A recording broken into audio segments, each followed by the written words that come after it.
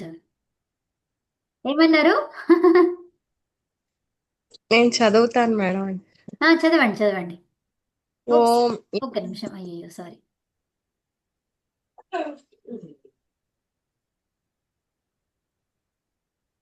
చదవండి.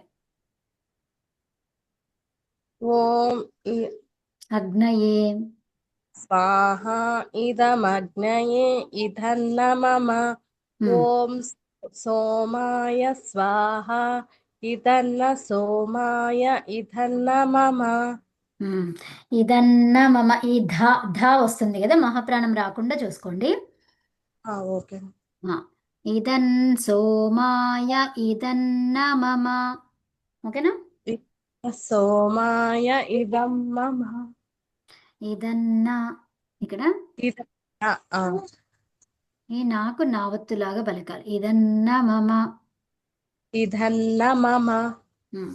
మళ్ళీ తర్వాత ఇది కూడా ఇదన్ సోమాయ. ఇదన్న సోమాయ. చదవండి. ఇదన్ సోమాయ. ఇదన్ సోమాయ. మళ్ళీ చదవండి. ఇదన్ ఉమ్. సోమా ఇదన్ ఇదన్ ఆ ఉమ్. చెప్పండి. ఇదన్ సోమాయ. ఆ, చెప్పండి అమ్మా. ఓకేనా మేడం. ఇదన్ సోమాయ. మళ్ళీ ధా అంటున్నారు. ధాగా వద్దు. ఇదన్ ఇదన్ ఆ ఇదన్. ఆ, చెప్పండి. ఇప్పుడు ఇదన్ సోమాయ. ఉమ్. ఇది ఇదన్న మమ. ఇదన్న మమ. ఉత్తమం. ఉత్తమం, బాగా వచ్చింది. అదండి. Okay madam. ఓకేనా? సో మనకి కరెక్ట్ వచ్చే వరకు మనం నేర్చుకుందాము. తొందరగా ఏం లేదు, మెల్లిగా నేర్చుకుందాము, కరెక్ట్ నేర్చుకుందాం కదా. అంతేనా?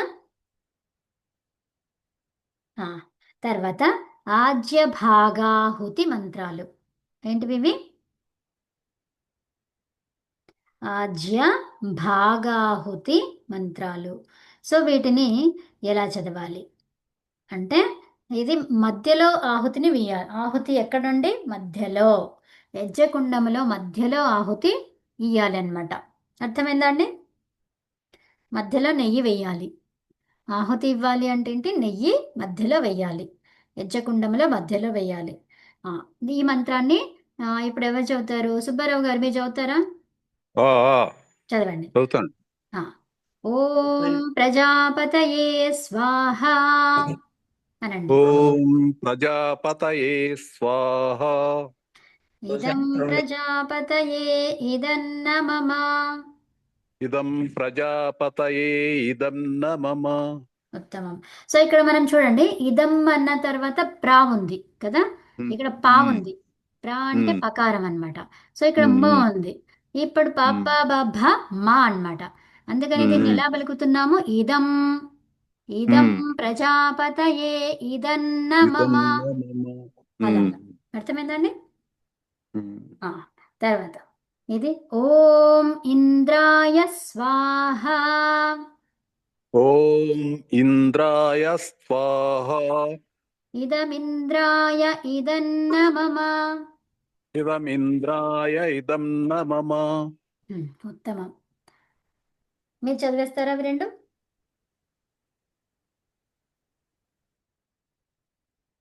చదవండి. ఎవరు?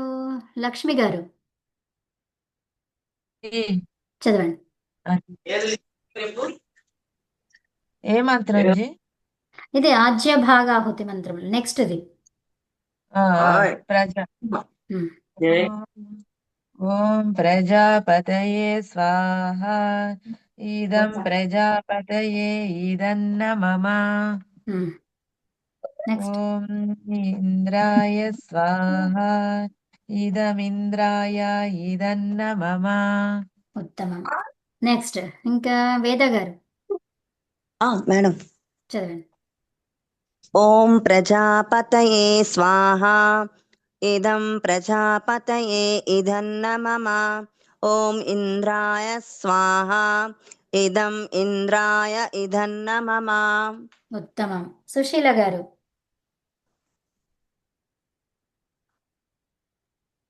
ఓం ప్రజాపతయే స్వాహ. ఇదం ప్రజాపతయే ఇదం న మమ. ఓం ఇంద్రాయ స్వాహ. ఇన్- ఇంద్రమిన్ ఇద ఇదం ఇంద్ర ఇదం ఇంద్రాయ ఇదన్న మమ. మీరు ధా అంటున్నారు, ధాని తీసేయండి, దా. ఓకేనా? ఇదన్ ఉమ్, ఇద్ మమ. ఇదన్న మమ, ద, ఇద, ద. మమ. ఇదన్న మమ. మళ్ళీ ధా వస్తుంది కదా. ఆ, ఇదన్ ఆ, ఇదన్న మమ. ఇదన్న మమ. ఇదన్ మళ్ళీ ధా వచ్చింది. ఇక్కడ ఏం చెప్తారు? ఆ, అక్కడ పెడదాము, రండి, దాము, అక్కడ పెడదాము అనండి. అక్కడ పెడదాము. ఆ, దా అంటున్నామా, ఆ దా రావాలి ఇక్కడ. ఉమ్, ఇదన్న మమ. ఆ, మళ్ళీ చెప్పండి. ఇదన్న మమ. అది కరెక్ట్ వచ్చింది. అది దా ఆ, అనేది సింపుల్గా చెప్పేసేయాలి, మనకి మహాప్రాణం పలకకుండా చెప్పేయాలన్నమాట. ఉత్తమం. సో ఇప్పుడు ఈ మంత్రాలకి ఏంటి అర్థం ఏంటో చూద్దామా? ఉమ్, చూడవచ్చు. ఆ, అయితే ఓం. ఓం అంటే ఏంటండి? ఇప్పుడు పరమేశ్వరుడు మొదటి నామము. పరమేశ్వరునికి మొదటి నామం అంటే మరి ఆ వ్యక్తి పరమేశ్వరుడే మనకి రూపం లేనప్పుడు నామం ఎందుకు అవసరమా? నామం లేకుండా మనం పలకలేము. పలకడము మరి అసలు రూపమే లేదు కదా, మనము అసలు గుర్తు చేసుకోవడం అవసరమా? మనకి శరీరం ఇచ్చాడు కదా. మ్మ్. శరీరమే కాదు, మనకు కావాల్సిందంతా ఉంది కదా. ఇప్పుడు మనకి ఫస్ట్ ఆఫ్ ఆల్ ఏంటిది, మనం వచ్చినాం ఈ భూమి మీదకి వచ్చిన తర్వాతనే మనం ఇవన్నీ చూడగలుగుతున్నాం కదా. మనమే లేనప్పుడు చూడగలుగుతామా? లేదు. అంటే మనకు జీవాన్ని ఇచ్చినటువంటి వారు, అవునా, ఇచ్చినటువంటి వాడు. తర్వాత మనకి ఏం కావాలో, అవునా, జీవించడానికి అన్ని సదుపాయాలు చేసినటువంటి వాడు. మరి చూడండి, ఒక్క విషయం మనమేంటి, ఎవరైనా ఏదైనా ఒక వస్తువు ఇస్తే ఏమంటాము? ధన్యవాదాలండి అంటాం. అవునా? అవునా కదా? సో ఏ చిన్నదిచ్చినా పెద్దదిచ్చినా మనం ధన్యవాదాలను చెప్పుకుంటాం. మరి భగవంతుడు మనకి జీవాన్నే ఇచ్చాడు, జీవామే ఇచ్చిన తర్వాత మరి కావలసినవి అన్నీ ఇచ్చాడు. ఏ ఒక్కటి కూడా మనకి తక్కువ లేకుండా అన్నీ ఇచ్చాడు. అవునా? మీరు రికార్డింగ్ చేయండి. ఇది సపరేట్ గా రికార్డింగ్ మీనింగ్ లేదా? చెప్తున్నారు కదా. అంటే రికార్డ్ అయిపోయింది. తెలీదు, మీనింగ్ సపరేట్ గా చెప్తున్నారు కదా. రికార్డింగ్ ఎవరికైనా సెండ్ చేయడానికి కూడా బాగుంటది కదా. అవునవును. రికార్డింగ్ చేస్తున్నానండి. యా. సో అయితే స్టార్టింగ్ నుంచి మీనింగ్ వరకు చేయండి. ఉమ్, అయితే అయితే మనకి మరి చిన్న వాటికే మనం ధన్యవాదాలు చెప్పుకుంటాము, మరి అన్ని సర్వస్వము ఇచ్చిన అతనికి మనం ధన్యవాదాలు చెప్పుకోమా? మరి చెప్పుకుంటాం కదా. మరి ఎలా పిలుచుకొని చెప్పుకుంటావు కదా? ఎలా పిలుచుకొని చెప్పుకుంటాము అంటే ఏమన్నారు? భగవంతుని యొక్క సర్వశ్రేష్ఠ నామం ఏమన్నారు? ఓం. ఓం అంటే మరి ఎందుకు అది సర్వశ్రేష్టం ఎందుకు అయ్యింది అంటే, ఓం అంటే రక్షకుడు. ఓం అంటే ఏంటండి? రక్షకుడు. రక్షకుడు, రక్షించేవాడు. ఎలా రక్షిస్తాడు మరి? అన్ని విధాలుగా ఏది కావాలో దానికి రక్షణ ఉంది మనకు. అర్థమైందా? సో మరి ఆ రక్షణని మనం గమనిస్తున్నామా అంటే, ఇప్పుడు ఒక వ్యక్తి ఉన్నాడు, ఒక వ్యక్తితో మనం మాట్లాడాలి అంటే అతని యొక్క స్వభావము కానీ, అతను మాట్లాడే అది మనకు అర్థం కావాలి అంటే మనము ఆ స్థాయికి చేరుకోవాలి. అప్పుడే ఆ వ్యక్తి యొక్క విషయము ఏం చెప్తున్నాడో అది మనకు అర్థమవుతుంది కదా. అవునా కదా? ఆ, అంటే మనకు అర్థం కావాలి అంటే వారన్నా మన స్థాయికి దిగి చెప్పాలి, లేదా మనమన్నా వారి స్థాయి అంతే, అంటే వారు అలాగే చెప్పగలుగుతారు అన్నప్పుడు వారు చెప్పే మాటల్ని అర్థం చేసుకునే కెపాసిటీ మనలో ఉండాలి. అవునా? అది. అవునా కదా? సో అప్పుడే మనం వారితో సంభాషణ చేయగలుగుతాం. అవునా కదా? అంటే ఉమ్. భగవంతుడు ఎలాంటి వాడు, రక్షకుడు అన్నాం. మరి ఎలా రక్షిస్తున్నాడు అని అంటే తెలియాలి అంటే ఆ రక్షణ కలిగించేది మనకి, అది రక్షణ అనే విషయం అర్థం కావాలి. అవునా కదా? దాన్ని అవును. రక్షణ అంటారు అనే విషయం మనకు తెలియాలి. అప్పుడు మనకు రక్షిస్తున్నాడు అంటే ఓ అవును కదా అనేది మనకి స్ఫురిస్తుంది. అవునా కదా? ఉమ్. అదే. సో అలా అన్నమాట. అంటే ఫస్ట్ మనకు రక్షణ అంటే ఏంటోనో తెలియదు. సో రక్షించడం అంటే ఏంటి, నేను పడిపోతున్నా అప్పుడు రక్షిస్తుంటే అదే రక్షణ అనుకుంటే అది పొరపాటు. అవునా కదా? ఉమ్. రక్షించడం దేని నుంచైనా రక్షించవచ్చు. ఇప్పుడు నేను మాట్లాడుతున్నాను మీతో, ఆ మాటల్లో నాకి ఏంటి, ఈ అక్షరాల దోషం రావద్దు అంటే భగవంతుడు నన్ను రక్షించాలి అనే భావన నాలో ఉంది. సో అప్పుడు ఏమైతుంది, ఆ భావన ఉన్నప్పుడు నేను ప్రయత్నం కూడా చేస్తున్నా స్పష్టంగా మాట్లాడడానికి, అదేంటి మళ్ళీ తర్వాత దాన్ని వివరంగా మాట్లాడడానికి, అర్థమయ్యేలాగా చెప్పడానికి నేను కూడా అంటే ప్రయత్నిస్తున్నాను. ప్రయత్నిస్తున్నప్పుడు భగవంతుడు నాకేం చేస్తాడు, సహకరిస్తాడు. అర్థమైందా? అది ఆ, రక్షణ. అది కూడా రక్షణ. తర్వాత ఇంకా ఈ రక్షణ అనేది ప్రతి దాంట్లో కదా. సో నేను వెళ్తున్నాను, వెళ్తుంటే నా నడకలో నేను చక్కగా నడవాలి, కింద మీద చూస్తూ నడవాలి, పక్కన చూస్తూ నడవాలి. ఆ పక్క నుంచి ఏమొస్తుంది, ఈ పక్క నుంచి ఏమొస్తుంది, ముందు నుంచి ఎవరు వస్తున్నారు కదా, వెహికల్ వస్తుందా ఏమొస్తుంది అనేది చూసుకుంటూ నడవాలి. అక్కడ నాకు రక్షణ కావాలి అంటే అడుగు తీసి అడుగు వేయడానికి నాకు రక్షణ కావాలి. అవునా కదా? సో అలా భగవంతుడు మనల్ని రక్షిస్తున్నాడు, నీకు హెచ్చరిస్తుంటాడు. మనకేదో ఒకటి కొంచెం ఏదో అనిపిస్తుంది అంటే ఏంటి, అక్కడ నీకు ఏదో జరిగేది అవకాశం ఉంది కాబట్టి నువ్వు జాగ్రత్తగా నడువు అనే విషయం అక్కడ మనకు అర్థమైంది. అది అర్థమయ్యేలాగా చేసింది ఎవరు? పరమాత్ముడు. పరమాత్మ. పరమాత్మ లేకుండా మనకి ఏది కూడా జరగదు. అవునా కదా? సో మరి ప్రతీది పరమాత్మనే చేస్తున్నాడా అంటే, మనిషి అనేది ఏంటిది, మనిషి అనేది ఏంటండి, స్వేచ్ఛా స్వాతంత్రము ఉన్నటువంటి వాడు. అర్థమైందా? అంటే భగవంతుడు నువ్వు ఇది చెయ్యు అది చెయ్యు అని చెప్పడు, ఏం చెయ్యాలో చెప్తాడు. ఏం చేస్తాడు, ఏం చెయ్యాలో చెప్తాడు. తర్వాత ఏం చేస్తాడు, మనల్ని రక్షిస్తాడు. నువ్వు అది చేయమని నేను చెప్పాను, అది చేస్తున్నావా లేదా అనే హెచ్చరికల మనకు కొంచెం తట్టుతాడు.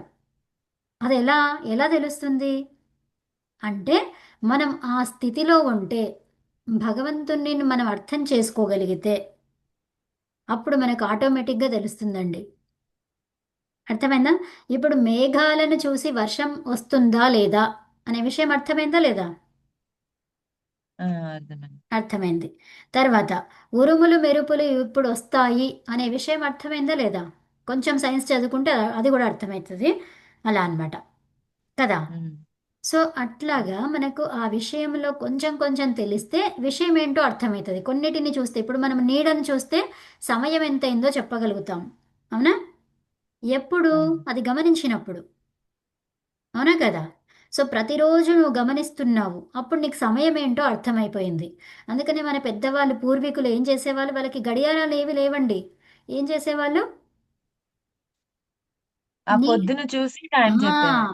ఎండను నీడను చూస్తూ ఎక్కడెక్కడికి ఎండ పోతుంది, ఎక్కడ నీడ స్టార్ట్ అవుతుంది వాటిని చూసుకొని వాళ్ళు గమనించుకున్నారు. గమనించుకొని ఆ సమయము ఇది అని చెప్పగలుగుతున్నారనమాట, చెప్పగలిగేవాళ్ళు. అవునా? ఆ, సో అలాగ గడియారాలు లేవు. ఉన్నవాళ్ళు ఎవరైనా వచ్చినప్పుడు కానీ ఏదైనా జరిగినప్పుడు కానీ వాళ్ళ ద్వారా ఒక విషయం తెలుసుకొని ఆ సమయాన్ని దాన్ని పోల్చుకునేవాళ్ళు వారు. అందుకని వాళ్ళకి అది అర్థమైపోయింది. వాళ్ళకి గడియారం లేకపోయినా సమయాన్ని చెప్పగలిగే శక్తి వచ్చింది. అలా అందుకనే వేదంలో ఆ దేవతల కింద ఈ నెలలు కూడా లెక్కిస్తారు కజ్జి. ఉమ్, నెలలు సూర్య గమనాన్ని పట్టే కదా మనకి అవును, టైం అంతే. వచ్చేది అందుకు. అవునండి, అవును. సో ఉమ్. సూర్యుడు ఎక్కడున్నాడు ఏంటి అనేది, సూర్యుడు జరుగుతూ ఉంటాడు తెలుసు కదా మనందరికీ కదా. ఏంటి, సూర్యుడు జరుగుతాడా, భూమి జరుగుతుందా? ఆ. భూమి తిరుగుతుందా, సూర్యుడునా? అంటే ఏ- సూర్యుడు కదలకుండా ఉంటాడు కజ్జి. మరి ఎవరు తిరుగుతారు?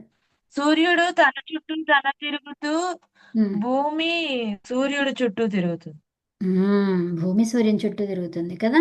సో అప్పుడు ఏమవుతుంది మరి, ఆ సూర్యుడు అలాగే ఉన్నాడు భూమి తిరుగుతూ ఉన్నప్పుడు. అంటే మీరు చూడండి, ఆ, ఎప్పుడు ఇది దక్షిణాయనము తర్వాత ఉత్తరాయణములో చూస్తూ ఉండండి. అప్పుడు సూర్యుడు కొంచెం కొంచెం కొంచెం కొంచెం అటువైపు ఇటువైపు జరుగుతూ ఉంటారు ఉన్నట్టుగా మనకు కనిపిస్తుంది, కానీ సూర్యుడు కాదు, జరిగింది ఎవరు? భూమి. భూమి. ఉమ్. సో అలా అనమాట. అంటే సూర్య గమనము చేంజ్ అయినట్టుగా మనకి కనిపిస్తుంది.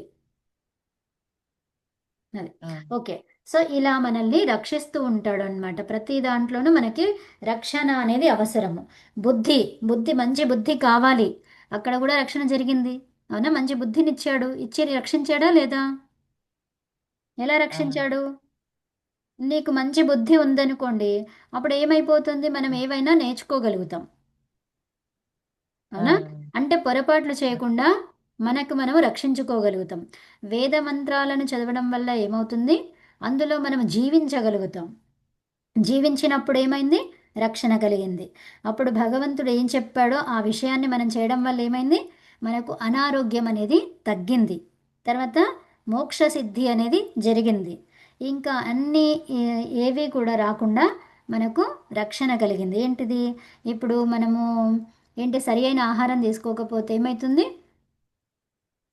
అనారోగ్యం. అనారోగ్యం వస్తుంది. తర్వాత బుద్ధి మందగిస్తుంది. ఆ, అవునా, బుద్ధి అనేది మందగిస్తుంది. మందగించి ఏమవుతుంది, మతి మరుపు రావడము, ఇలాంటివన్నీ ఏవేవో జరుగుతూ ఉంటాయన్నమాట. అంటే మనం చదువుకున్నది అది అర్థం కాకపోవడము, తర్వాత అది మర్చిపోవడము వెంటది వెంట. సో ఇలాంటివన్నీ జరుగుతూ ఉంటాయన్నమాట. సో అవి లేకుండా ఉండేలాగా మనల్ని అందరినీ రక్షిస్తున్నాడు. అవునా కదా, ఆ, అవును జీ. రక్షణ కవచంలాగా ఉన్నాడనమాట. తర్వాత అగ్నయే, ఏ అన్నాం ఇక్కడ, అగ్నయే. ఏ అనేది ఏ విభక్తిలో ఉంది అంటే చతుర్థి విభక్తిలో ఉంది అది. అగ్నయే, అగ్ని కొరకు. అగ్ని కొరకు అంటే ఏంటి, మనం ఇప్పుడు అగ్నినే కదా ప్రజ్వలిస్తుంది. అవునా, అవునా కదా. అవును జీ. ఉమ్. సో ఉమ్, అగ్నిని ప్రజ్వలిస్తున్నాము. సో ఇప్పుడు అగ్ని కొరకు ఏం కావాలి, ఆహుతి కావాలి. ఆహుతి అంటే ఏంటి, అక్కడ ఏం వేస్తున్నాము, నెయ్యిని వేస్తున్నాం మనం. అవునా, ఘృతముని వేస్తున్నాం, ఆజ్యముని వేస్తున్నాం, ఆఘారాన్ని వేస్తున్నాము. అర్థమవుతుందా, ఆజ్యము అన్నా, ఆజ్యము, ఆఘారము, తర్వాత నెయ్యి, తర్వాత ఘృతము. ఉమ్, ఉమ్, ఇంకా ఇంకేమొస్తాయి, ఇవన్నీ కూడా మనం తెలుగులో చెప్పుకున్నాం. సో వీటిని ఏమంటారు, తత్సమాలు అంటారు. అంటే ఏంటి, సంస్కృతములో ఏదైతే ఉందో దాన్ని మార్పు చెందించకుండా, మార్పు చెందించడం అంటే ఏంటి, అది ఎలాగుందో అలా రూపాన్ని తీసుకుంటూ, ఆజ్య, ఆజ్యం అని ఉంటుంది ఇక్కడ, ఆఘారహ లేదా ఆఘారం అలా ఉంటుంది. సో ఆఘార వరకు అలాగే ఉంది, ఉన్న మూల శబ్దాన్ని అలాగే ఉంచుతున్నాము. అవునా, ఘృత, ఘృత అనేది అది ఘృతం అని అంటాము సంస్కృతంలో. సో ఘృతం అనేదాన్ని మూజ వేసుకున్నాం అంటే మూల రూపంని అలాగే ఉంచినాము. అర్థమైందా, మూల రూపంని అలాగే ఉంచుతూ మనము మూని కలుపుకున్నాం. అవునా, సో దీన్ని తత్సమాలు అంటారు. ఓకే, తత్సమాలు అంటాం అన్నమాట. సో అయితే అట్లాగా వచ్చినటువంటివి చాలా ఉన్నాయి మనకి తెలుగులో. అయితే ఇదేంటిది, ఈ నెయ్యిని ఏం చేస్తున్నాం మనము, ఆహుతిగా ఇస్తున్నాము. ఎవరి కోసము, అగ్ని అగ్ని కోసం. కోసం. అగ్ని ఉమ్, రావడాని కోసం, అగ్ని ఇంకా ప్రజ్వలితం అవ్వడాని కోసం. అవునా, తర్వాత ఓం సోమాయ స్వాహ అంటే సోమాయ. సోమ అంటే ఏంటిది, సో సోమలతలు అంటాం. అంటే ఏంటి, ఔషధాలు, ఔషధాల ఔషధం. కోసం. దేనికోసము, ఉమ్, అగ్ని ఔషధాలు. కోసమని అగ్నయే అన్నాం. మళ్ళీ ఔషధాల కోసము ఏం చేస్తున్నాము, ఆహుతిని ఇస్తున్నాను. అర్థమైందా ఆ, అండి, అగ్ని ఏం చేస్తుంది, అగ్ని ఓకే. యొక్క స్వభావం, అగ్ని యొక్క గుణం ఏంటి, అగ్ని, ఉమ్, అగ్ని, వేడి. అగ్ని ఆ యొక్క వేడి. వేడి. అవునా, వేడి. తర్వాత ఇంకా వేడిని ఇస్తుంది. వేడి వల్ల ఏం జరుగుతుంది? వేడి వల్ల ఉమ్, మనకి అన్ని క్రిమి కీటకాలు నాశనం క్రిమి కీటకాలు నశిస్తాయి. తర్వాత మనము సూర్యునికి ముందుగా ప్రొద్దున ఉదయములో నిలబడితే ఆ ఉదయములో ఉదయించే సూర్యుని యొక్క ఈ కిరణాలు మన ఒంటిపైన పడితే ఎన్ని రోగాలు అంటే మొత్తం అసలు మనం లెక్కబెట్టినన్ని రోగాలు ఏవేవైతే వస్తాయో, రాబోయేవి ఉంటాయో, అవన్నీ ఏవి కూడా ఉంటేనేమో నశిస్తాయి. ఓకే, లేకపోతే రాకుండా చేస్తుంది. అర్థమైందా అండి?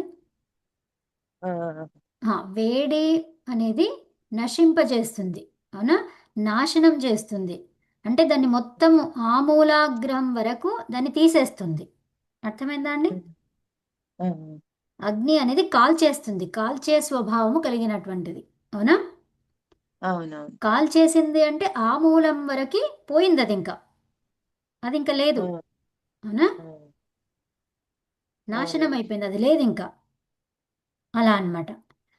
సో దానికోసము తర్వాత అంటే మన క్రిమికీటకాలు మనకి వచ్చేటువంటి అనారోగ్యము దాన్నన్నిటినీ కూడా పోవాలి అనే ఉద్దేశంతో నేనేం చేస్తున్నాను, ఈ ఆహుతిని ఇస్తున్నాను.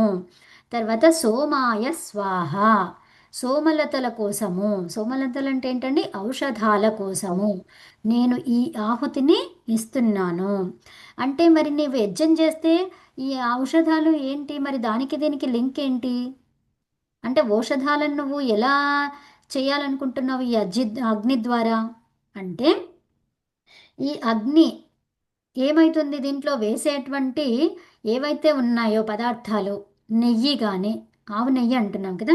సో ఆవు నెయ్యి ఏంటిది? సర్వశ్రేష్టమైనది, అది అసలు ఇంకా నీకు బుద్ధిని పెంచుతుంది మంచిగా. తర్వాత ఇంకా ఏం చేస్తుంది అది?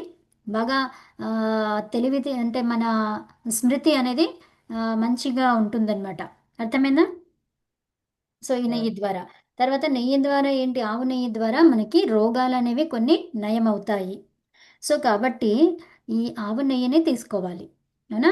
సో ఈ ఆవు నెయ్యిని మనం ఇందులో వేయడం వల్ల అది స్ప్రెడ్ అయిపోయి చాలామందికి అది ఆ, ఉపయోగమవుతుందన్నమాట.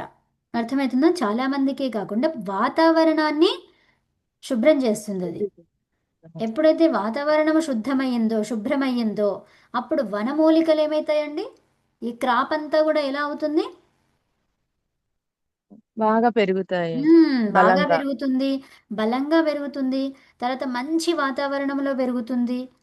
సో కాబట్టి ఆ, అది తిన్న వ్యక్తి కూడా అలాగే ఆలోచించగలుగుతాడు. అర్థమైందా అండి?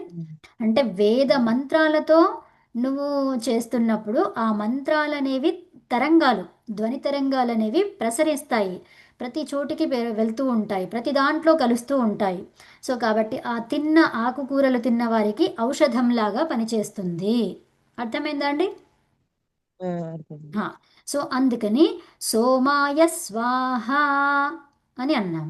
ఈ మంచి ఔషధులు కొరకు అంటే ఔషధ గుణాలు కలిగినటువంటి ఆహారము మనకు దొరికేందుకు.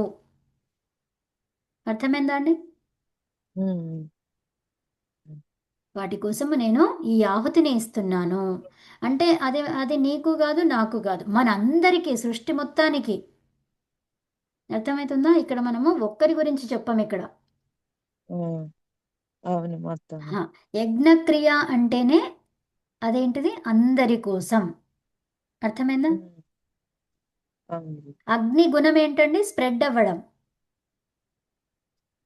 అవునా? అవును. అగ్నిలో వేసిందంతా కూడా స్ప్రెడ్ అవుతూ ఉంటుంది. ఎలా స్ప్రెడ్ అవుతుంది? వాసన ద్వారా, అవునా? వాయువులో కలిసిపోయి. వాయువులో కలిసి వాసన ద్వారా ఈ వాయువంతా కూడా ప్రశాంత వాతావరణాన్ని తీసుకొచ్చి పెడుతుందన్నమాట.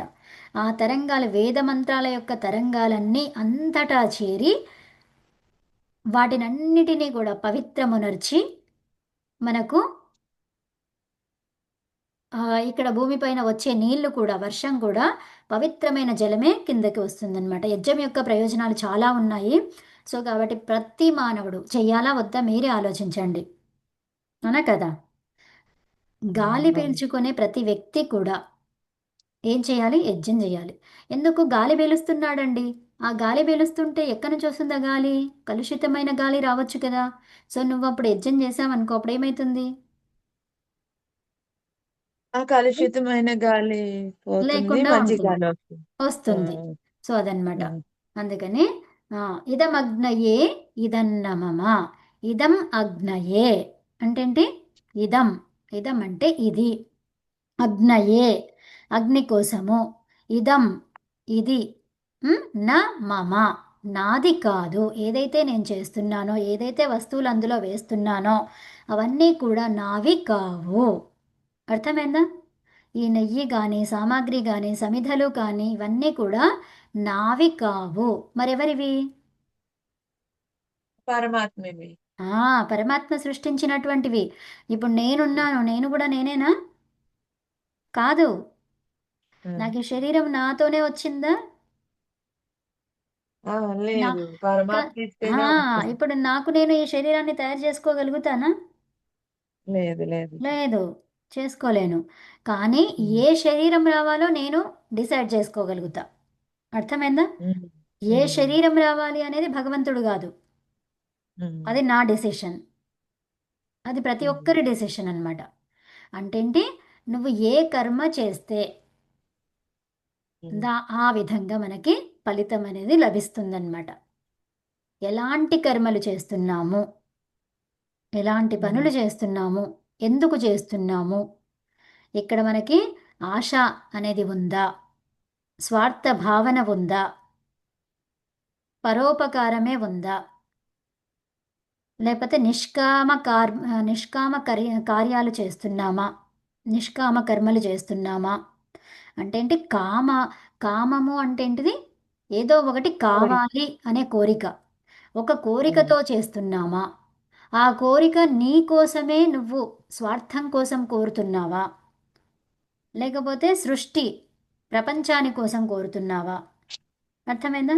ఈ ప్రపంచం మళ్ళీ నాకేం చేస్తుంది అనే ఆశతో చేస్తున్నావా? కదా? ఆ. సో వీటన్నిటిని మనం ఆలోచించుకుంటే మన జీవితం ఎలా ఉంటుంది అనేది మనకు అర్థమవుతుందండి. అంటే మన లైఫ్ని మనమే డిసైడ్ చేసుకుంటాం, ఎవరో డిసైడ్ చేయరు, భగవంతుడు కూడా డిసైడ్ చెయ్యడు. ఎవరు చేస్తారండి? మనకు మనమే డిసైడ్ మనకు చేస్తాం. మనమే డిసైడ్ చేసుకుంటాం. ఈ శరీరం కావాలి అంటే ఆ శరీరం లాగా మనం ప్రవర్తించాలి. అంటే ఇప్పుడు ఒక చపాతీ చెయ్యాలి నేను. సో ఇప్పుడు నేను ఏం చేయాలి? పిండి తీసుకోవాలి, కలపాలి, హా, చెయ్యాలి. కదా? సో అది చేస్తే అదే వస్తుంది. లేదా వేరే ఇడ్లీ పిండి తీసుకున్నాను, చపాతీ చేస్తానా నేను? రాదు చేయి. రాదు. అంటే నువ్వు ఎలా చేస్తే అలాగే వస్తుంది. అవునా? అంటే పిండి తీసుకొని చేయాలి అంటే, ఇడ్లీ పిండి తీసుకొని చపాతీ చేయాలి అంటే అది రాదు. అవునా? అంటే ఇప్పుడు చపాతీ పిండిని చేయాలి అనుకుంటే, నేను చపాతీ చేయాలి అనుకుంటే దాన్ని గోళంలాగా చేశాను అనుకోండి, అది చపాతీ అవుతుందా? కాదు. అంటే నేను రాదు. ఏది అనుకున్నానో దాన్ని చపాతీ చేసే కెపాసిటీ ఎవరిలో ఉంది? అది మనలోనే ఉంది. కదా? సో అట్లాగే మన శరీరాన్ని మనము నిర్మించుకోవడానికి మనకే ఉంది ఆస్కారం, ఇంకెవ్వరికీ లేదు. అర్థమైందా? అవును. ఏ శరీరం రావాలి అనేది మన చేతిలో ఉంది. ఉమ్. కాబట్టి మనము సరిగ్గా అన్ని పనులు చేసుకుంటూ ఉండాలి. అదంతా ఎవరో దాన్ని రచించారనమాట. అది మనకి శరీరాన్ని తయారు చేస్తాడు భగవంతుడు, అంతేగాని ఏ శరీరం రావాలి అని నువ్వు చెప్తేనే చేస్తాడనమాట. అర్థమైందా? ఉమ్. ఆ, నువ్వు చెప్తేనే చేయడం అంటే ఏంటి? నీ చేతల ద్వారా, నీ చేతల ద్వారా నువ్వేం చేస్తున్నావో అలా అన్నమాట. ఉమ్, ఆ, అందులో నుంచి మనం చేసే కర్మల్ని బట్టి. మనం చేసే కర్మల్ని బట్టి మనకి అక్కడ జీవం అనేది, ఏ జీవము రావాలి, ఏ శరీరంలో రావాలి, ఏ దేని రూపంలో రావాలి అనేది డిసైడ్ అవుతుందన్నమాట. అదండి. ఓకేనా? ఈ ఆజ్య భాగాహుతి మంత్రాల గురించి మనం వచ్చే రేపు రేపు చెప్పుకుందాం. ఓకేనా? ఆ, ఆ, చెప్. సరే అండి మరి. ఉమ్. ఓం నమస్తే ఓకే. అందరికీ. ఓం నమస్తే ధన్యవాదాలు. జీ, ధన్యవాదాలు జీ, అందరికీ నమస్తే అండి. నమస్తే అండి, ధన్యవాదాలు. ఉమ్.